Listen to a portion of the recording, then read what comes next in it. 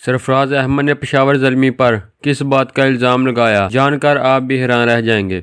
अगर आप भी क्रिकेट लवर हैं तो इस वीडियो के नीचे दिए गए इस लाल कलर के सब्सक्राइब बटन पर क्लिक करें और साथ मौजूद घंटी के निशान को भी क्लिक कर लें ताकि आपको क्रिकेट से जुड़ी हर खबर सबसे पहले मिलती रहे।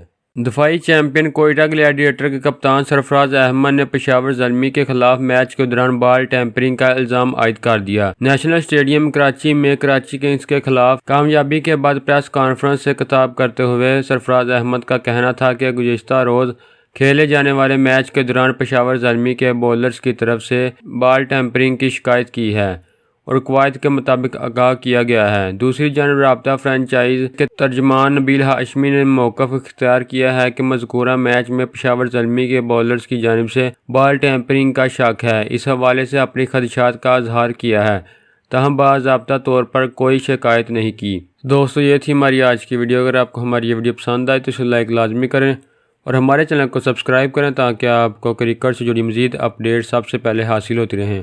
तो दोस्तों, मिलते हैं अपनी अगली वीडियो में। खुदा हाफिज़।